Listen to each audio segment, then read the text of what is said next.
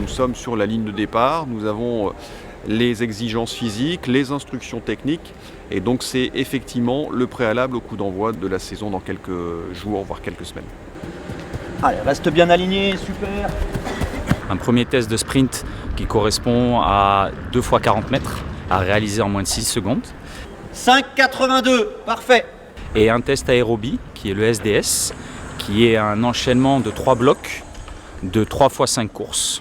Donc des courses à ligne droite et des courses aussi en reprise d'appui avec un demi-tour au milieu, à effectuer dans un temps imparti. Donc on a une bande sonore avec des bips qui nous permettent de réguler notre allure et également d'être dans les temps de passage pour valider le test. Nous sommes aujourd'hui réunis avec l'ensemble de la population arbitrale qui officie sur les compétitions de Ligue 1. Allez, on pousse bien. Allez, un bon contournement, je balance derrière. Voilà. Pour le moment ça va, malgré la chaleur, on s'adapte, c'est plutôt bien. Un petit peu, et après je ne pas les sortir. Tout le monde a réussi, c'est essentiel. Satisfaction puisque vous avez l'exigence des tests physiques à satisfaire en début de saison et c'est effectivement un bon point que l'ensemble des arbitres présents a pu passer avec succès ce test. Des nouveaux visages, effectivement, comme c'est le cas chaque année, en espérant de coller au mieux au groupe. En tout cas, on a été bien accueillis par le groupe, donc voilà, très hâte de partager tous ces moments-là avec ce groupe de Ligue 1. Un bon réveil, hein, mais quand ça se passe bien, ça peut être qu'un bon moment. Allez, on continue comme ça, c'est très bien les gars.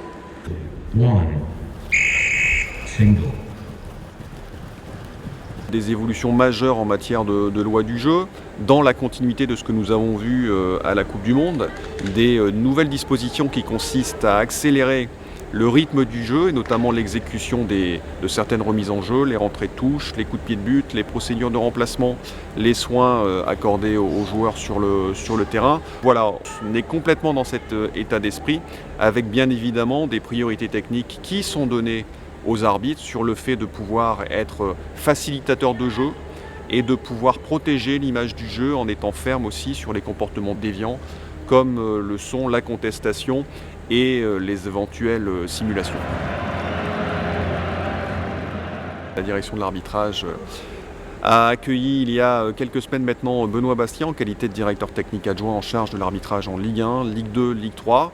Et donc c'est une nouvelle ressource sur laquelle la direction va s'appuyer pour pouvoir continuer à optimiser la performance des arbitres dans ces compétitions. J'ai pris la décision de mettre fin à ma carrière arbitrale après 15 années au plus haut niveau en Ligue 1 et sur les compétitions internationales européennes.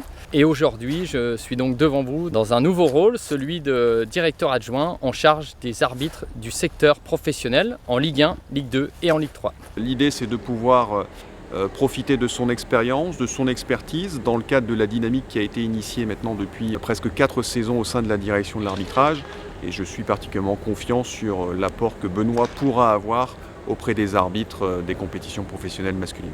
Anthony Gauthier est le directeur de l'arbitrage français dans sa globalité. Pour ma part, je suis l'un de ses 3 adjoints et particulièrement en charge de tout l'arbitrage des compétitions professionnelles. C'est l'occasion de se fixer un nouveau challenge, de répondre à un projet ambitieux porté par la fédération et son président Philippe Diallo, de travailler avec l'ensemble des parties prenantes qui œuvrent au quotidien pour essayer d'améliorer la formation des arbitres, évidemment, leur suivi et puis leur performance sur les terrains. Mon rôle va être celui de structurer un parcours de formation pour l'arbitre professionnel, va être celui de valoriser la formation française et puis surtout de faire monter en compétence nos arbitres qui officient dans nos championnats professionnels de manière à rechercher encore et toujours un peu plus cette performance attendue. Oui. Bon.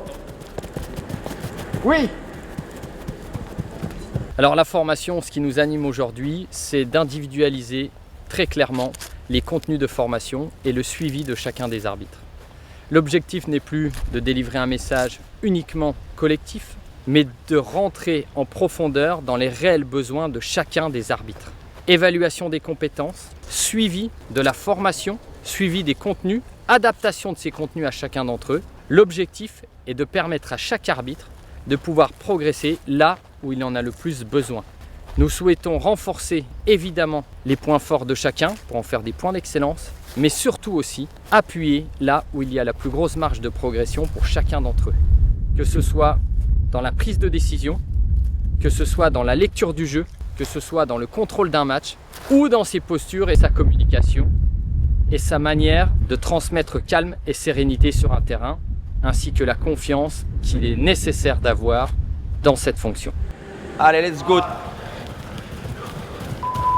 Nous faisons face aussi à la nécessité d'accueillir une nouvelle génération d'arbitres. La pyramide des âges nous amène à perdre progressivement une génération importante qui a beaucoup compté pour l'arbitrage français. C'est d'ailleurs dans cet esprit que je souhaite rendre hommage à Stéphanie Frappard, qui a décidé, vous le savez, de mettre un terme à sa carrière sportive après un parcours absolument exceptionnel. Aujourd'hui, pour elle, s'ouvre une nouvelle page avec son arrivée au sein de la commission de l'arbitrage de l'UEFA. Au fil des années, elle a repoussé les frontières, elle a fait rayonner notre football français sur les plus grandes compétitions internationales et restera une des figures majeures de l'histoire de notre arbitrage. Cette future nouvelle génération arrive aujourd'hui et c'est celle-ci que nous allons devoir former au mieux et au plus vite pour répondre aux besoins et aux exigences du football professionnel français. C'est en ce sens que nous avons décidé de faire de la formation l'axe central de nos préoccupations.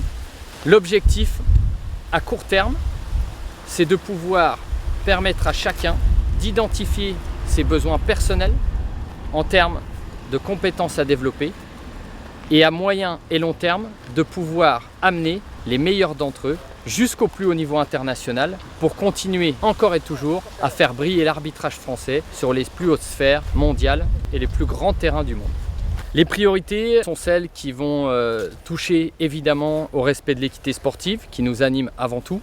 Essayer d'être évidemment juste en toutes circonstances, malgré les difficultés que peuvent représenter l'analyse des situations du football de haut niveau. Rechercher cette justesse, être vigilant sur la protection des joueurs, le respect de leur intégrité, de leur santé, et puis surtout l'image du jeu, l'image du football et l'image de l'arbitre seront un des axes forts de la politique technique de l'arbitrage pour cette saison à venir. L'état d'esprit est extrêmement positif. J'ai la chance de bien connaître cet environnement, de bien connaître le groupe des arbitres. Les désignations pour la nouvelle saison seront communiquées dans les jours à venir aux arbitres concernés dans un premier temps, avant d'être publiées officiellement dans les jours qui précéderont les rencontres. Je serai évidemment un spectateur très attentif de cette première journée, de Ligue 1, mais aussi de Ligue 2 et de Ligue 3, de ces trois divisions sur lesquelles je porterai un regard extrêmement appuyé et attentif. La pédagogie est quelque chose qui nous anime. S'ouvrir, faire comprendre quel est notre métier, faire comprendre nos façons de fonctionner et puis communiquer davantage pour expliquer nos décisions. En ce sens, l'arrivée de la sonorisation et sa systématisation sur les matchs de Ligue 1 va permettre à tous les suiveurs du football d'avoir une explication en direct de la décision prise par l'arbitre après recours à l'assistance vidéo. C'est aujourd'hui la principale évolution, le principal changement pour cette nouvelle saison, en plus des caméras portatives qui apparaîtront également à quelques occasions pour permettre aux téléspectateurs de se retrouver par moments en immersion à la place de l'arbitre, au cœur de l'action. On est impatient de démarrer cette saison en équipe avec un groupe qui est très uni. Ça y est, c'est parti. Une de plus. Allez, allez. C'est au départ et ça va le faire. 5 minutes. C'est bon.